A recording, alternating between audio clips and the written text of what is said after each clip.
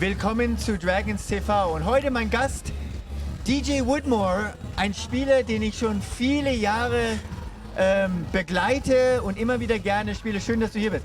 DJ, thanks for being my guest. Thank you for having me. I appreciate it. Before we talk briefly about the game today, I have to ask you, we've done many interviews. Yes. How many do you think we have done? Remember there was a season in Koblenz where you did a weekly interview with me. Yeah. So how many do you think we've done? So we go at least 20 interviews in Koblenz plus the other 8 years. We're probably up to about 45. Wrong. Wrong. It's not that much. Really. Okay, it's not 45? It's 32. 32, okay, yeah. We're up there though. And please correct me if I'm wrong. I believe you've been in the Pro B for what, 7-8 years? Yep. I think last season was the first time you ever played in this building. Yeah. Because there were some years where they played in the north. Yep. But I checked all your seasons and why is that? I'm not sure. I think it was just the way the line was drawn for the league. Yeah, it feels like they're only about 2 hours away from Spire, so it's an easy South League team, but every year they kind of put them in the North. So. And of course, one season they were in the Pro A, 2015-16. Correct. And yeah, so it was mind-boggling for me that this is maybe your second time only here. That was it. Yeah, I think we might have played my first year, but besides that, this might have been last year was my first time. Yeah, so today a tough loss for you guys. Yeah. I think it makes a big difference when your top point guard, Carlos Hidalgo, isn't on board, right? Yeah. Losing him kind of hurts. I think this week was kind of a tough week. Everybody was trying to adjust and kind of fill his void a little bit. I thought we tried our best. We did our best out there and picked up what we needed to pick up. But at the end of the day, it's kind of hard to replace, 15 points, 7 assists. Yeah. So, what's your impression of Rhöndorf? They've had a very hard stretch. They lost 4 out of 5, but they come in here, beat a top team with you guys, which will give them a lot of self-confidence. Are they a team that you think in the long run could get back to the top? Or 100% on paper. Because they're not as strong as last season. No, and the thing is, I think they're different from last season. I thought last year they were a little bit bigger, and they had guys that could shoot it from the big position. This year they're a little smaller, but they still have those same shooters. So in this league, I mean, if you can shoot it from 3, I'm sure everybody on their team shoots over 35%. If you can shoot it in this league, you can always have a chance to be successful. So you're playing your 7th season in Speyer. 7, yeah. Oh, Jesus. In Oldenburg, there was Ricky Paulding, Mr. Hughes, Mr. Oldenburg. Yeah. In St. Louis, Ricky Easterling is Mr. St. Louis. Yeah. In Frankfurt, Quantes Robertson was Mr. Frankfurt. Yeah. Are you Mr. Speyer? I don't know, man. I think all the teammates call me that. They say this is my city, my team, but I'm just happy I got a home. I can imagine you want to end your career in Speyer. Yeah, I'll be honest. I don't see where else do you want to go? I mean, you always come back. I don't know. I think I always have goals for myself. I always want to try to push it as high as I possibly can. But Speyer has always been kind of, I don't want to call it my safety cushion, but at the end of the day, like, it's home away from home, and I feel comfortable here. I think the city embraces me. I embrace the city. So this is home for me. That makes it special, that the organization. But what about, you've also worked many years with Carl and Bassa? Yeah. I mean, you guys must have a blind understanding about everything. Yeah, we have a feel for each other. Obviously, there's been some ups, there's been some downs between us, but we always kind of seem to get it on the right page. And I think at the end of it, we always come out on top, and we always figure it out when we need to. So it's been good. How has your game grown over the years? You've made really a steady. You've risen with your scoring. Yeah. Last season was 17 points in the season. This season, right at the moment, 17 again. Yeah. Who knows? You may be at 18 or 19 this season. Yeah. How's your game grown over the years? One, I think I've just the experience. Kind of being in this league, kind of knowing what teams do, what they like to do defensively, and then I think at the same time, the confidence. Coach feeds me the confidence. My teammates feed me the confidence. They trust me when I have the ball in my hands that I'm going to make the right decision, whether that's scoring, passing, whatever it takes. So that frees up my mind so I can just play loose. Your stats are getting better each year. So you're aging like fine wine, right? Yeah, don't jinx it. Yeah, I'm trying, man. I'm studying from LeBron. Whatever he's doing, I'm trying to do the same thing, so. I mean, I love to watch you play. I mean, I've seen you here, I've seen you in Koblenz, I've seen you in Frankfurt, but I never saw you in the Pro A. Yeah. You cannot honestly tell me you never had any offers. No, everything just kind of seemed to fall a little bit short. I thought last year was probably my best opportunity. After the season ended last year with Spire, I thought it was a good chance for me to try to test the waters and go Pro A. Called some teams, knocked on some doors, but I think a lot had to call. They're not calling you? Yeah, the issue is the age. Yeah. I think everybody looks at the number and says 32. He's a good player. He can shoot it. He can do so many things. But I mean, even 8 years ago, you were a top player in the Pro B. Right. Yeah. I'm not sure what it is. Something's holding back, but I know I keep going. And like I said, this is always home for me, so I have no problem being inspired.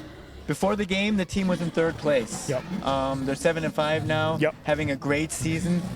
I mean, obviously, what are the reasons? The chemistry is there, but I looked. Not so many guys have really. It's only been you and Eichler really. Yeah. Rupp came from Karlsruhe. Yeah. Djordjevic from Hanau.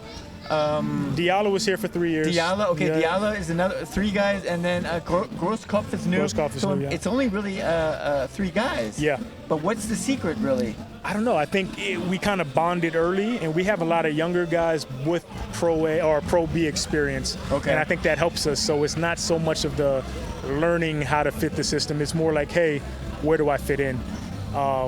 We got off to a slow start, 0-3 to start the year. It was looking real bad, and then we kind of found a way to pick it up. And I think we could have probably won 7-8 in a row if it wasn't for the Cologne game where we had a 17-point lead. But besides that, I thought we've been playing really well. Can this team play for the title? Whew. I don't want to jinx it, but that's a long way away. Honestly, maybe I'm a little bit overconfident. I think this team, when everybody's healthy and everybody's locked in and focused, I think this is one of the better teams in the league. I think we prove that night in and night out. We got to figure some things out, and then we got to be solid. Yeah, we can't have these ups and downs in the fourth quarters. Right. And once the season keeps going, we get better at that, and I think so. I'm going to go back in a little. As a rookie, okay, you played 10 years, with a player I love to cover, a guy that probably saw like 20 organizations, Mr. Marcus Smallwood. Marcus Smallwood, man, yeah. Yeah, what's your nicest memory with him? Was he like a mentor for you? Yeah, 100%. So Marcus, when he came to our team, he was about 32, 33 years old. Is he that old already? I was 22, and for me, I was like, man, I can't believe you're still playing at 32, 33 years old. Here we go, fast forward 10 years, and I'm the 32-year-old that's playing. But he showed me a lot of things, the important things of taking care of your body, being aggressive, the mindset you have to be like to play at the professional level. Whether it's Pro B, Pro A, BBL, doesn't matter. You have to have a certain mindset, and I think he helped me with that along the way. You still have contact with him, or? No, I think he ended up moving to Texas, and I haven't heard from him in probably 4 or 5 years. Wow, okay. But yeah, Smallwood, I mean, he was 33, built like a mannequin, 0% body fat. He was in great shape. He was insane. One guy who's made a great development here, David Eichler. Yep. I mean, the last 2 seasons, 10-7, 11-7. Yep. He had like 8 blocks against Hanau in his career, 6 versus Orange Academy. Yep. You've seen him on a day-to-day basis. I mean, I remember him years ago. He was a very, very tall, lanky, skinny kid, but he's made big steps, hasn't he? Huge steps, size. I think he's gotten comfortable with his movement, kind of how he progresses, especially defensively. He's altering every shot and making it tough for the opponent. We want him to post up a little bit more, but he still has that good touch around the rim. And at the end of the day, he's 7 foot, so if he gets a chance to dunk it, he's going to try to dunk it. Doesn't a guy like that deserve a Pro A chance? I think so too. But I think David is comfortable where he is. I think he's happy. I'm not sure if he wants to be a full-time pro, but I think he's a full-time pro for us in his role, for sure. You played a season in Koblenz. Yeah. Have you been surprised by the rise of that organization? I mean, when you were there, they were in Pro B, but they come from Regionalliga. Yeah. And now they're second season Pro A. Yeah. Yeah, I think Koblenz, they're a team that has some ups and downs. I think this year seems like they figured it out a little bit more. The issue with them, they're going through some coaching changes, some roster changes each year. Every 3 months, it seems like they're bringing in a new coach. But once they kind of get secure and comfortable with who they have there, then I think they're going to do some really good things. Your best Brian Butler story? I don't know. I think it was the first scrimmage game. I forget. He dunked over you. I forget who we played, but I was out. I ended up tearing my hamstring, but I remember watching him, and somehow he called a fast break, and he dunked it from the free throw line, 2 feet from the free throw line. It was the most ridiculous thing I think I've ever seen. And then he just jogged down the court like that was a normal dunk. He won the BBL dunk contest. Yeah. Brian is like he's 17. insane. I mean, he can dunk. Yeah, he's insane. He's 33 years old now, and he's still doing the same things he was doing at 26. Yeah. You had a beautiful greeting with Calvin Omoyola before the game. Yeah. You guys were teammates a couple of seasons ago. Yeah. How have you watched his development since Speyer had a very good season last season? Yep. But it seems like this season he's kind of suffering a little because Badu Buck and Tyrese Blunt aren't there. Yeah. How do you see his game? I think he's always been the same player. I think he's grown. His confidence is definitely high. When he was with us, he had some things to learn. But then he went to Karlsruhe PSK in Pro A, sat there, and he learned a lot. And he came back last year, and he was arguably one of the best point guards in the league. Yeah. This year, he kind of had that calf injury that held him out for about 4 or 5 weeks. But besides that, he's still going to get his foot right, and everything's going to be fine. Kelvin is an amazing player. 2 seasons ago in Frankfurt, that great buzzer beater by Quadre Lawless. Step back in Frankfurt. What memories do you have of Quadre? I mean, he's been also going his way up the ladder, isn't he? Yeah. Quadre, he's been, I think they're struggling this year in Itzehoe, but Q is still, he's such a great player. So talented, strong, physical. I think the best memories I had from Q was off the court. We go out and party on Saturdays, and we got stories for days. But, yeah, Q was a great player, man. I miss him as a teammate. Let's go back to your college days. It's Virginia Wesleyan. Yep. You're in the Hall of Fame there. Yeah, You're on the all-decade team. Yeah, crazy. What does this mean to you? It was huge. I was very thankful that Coach Carl and Garrett, they were allowing me to fly home to be there for that Hall of Fame induction. That was great seeing my old teammates, my friends, old coaches, and that was huge for me. It's kind of solidified the career I had. And these guys over at Virginia Wesleyan helped me be where I am today. And, yeah, I'm not here without these guys. You proved that a D3 player can have a great career overseas. Absolutely. I mean, you've had a great career. I mean, I've watched it here overseas. Have you had any regrets? Would you like to have done it any other way? No, not at all. I think this is the life I always wanted. I definitely didn't see myself being in Germany for my life, but, I'll take it. Like I said, I found a home. I found a family out here in Speyer that supported me all the way. No regrets for sure. In college, you once told me toughest player was Ken Bazemore.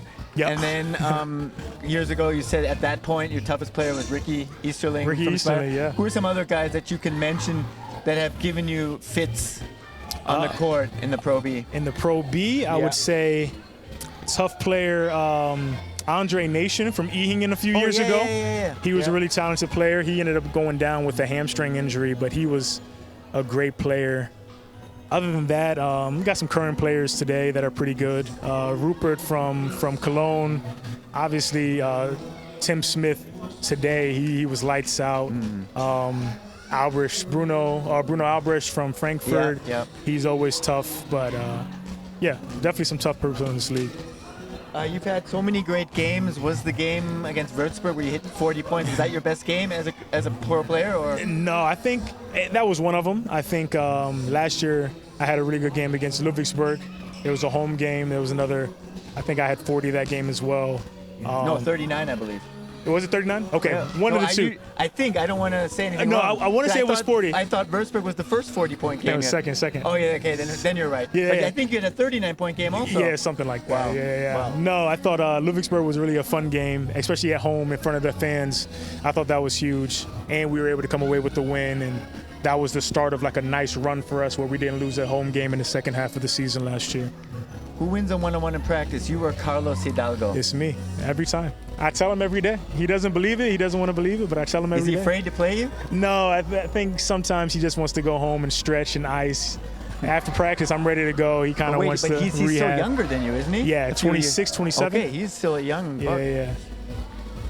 You know, my team are the Boston Celtics, so for me, I know they're going to... It's not bandwagon, is it? I know they're going to win again, but the Golden State Warriors, they're not doing that great, but they signed Dennis Schroeder. Yep.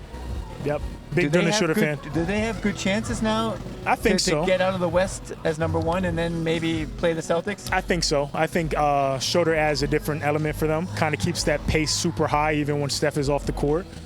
And I think Steph Curry is still one of the best players of all time. If they can find a way to kind of, maximize Draymond's output, I think they'll be fine. And I think they have good role players there, good pieces. Shooters all around. Buddy Hield has been really good for them, and I think they're going to be solid. And the great thing is they all wanted him there. Yeah, they're 100%. all lobbying for him. 100%. I think the issue is he now won the World Cup. Yeah. The issue is for Golden State is the placement, right? Like, can you get into the playoffs and not have to go against Denver in the first round or go against one of these, a young Minnesota team or another strong team? And if they can get a nice placement in the first round, nice round matchup, then I think they're fine. It's Christmas time. Yeah, absolutely. And I have a present for you. What do we got? Okay. My book. Awesome, man. So. Awesome. Just for you. This is nice, man. It's a nice picture, too. Thank you. Yeah. Guess where it is? Is it here? Yeah. Oh, wow. When is this? This got to be a long time ago. I'm looking at the jerseys. 3 years ago. 3 years ago? Yeah. Nice, man. Still looking young. Thank you. Looks good. Thank you. Yeah. Thank you. I appreciate it. Yeah, DJ. It's always a pleasure to watch you play. Yes. Thanks for the interview. Always. Thank you. And maybe you'll see the Dragons again in the playoffs. Absolutely. Absolutely. And actually, I will see you again, I think, on the 11th. The Frankfurt game? Frankfurt, okay, yes. I'm Frankfurt. looking forward to that. Me too. Maybe then you'll get your 40 points again. Yeah, I hope so, man. We'll Thanks, see. DJ. Yes, thank you.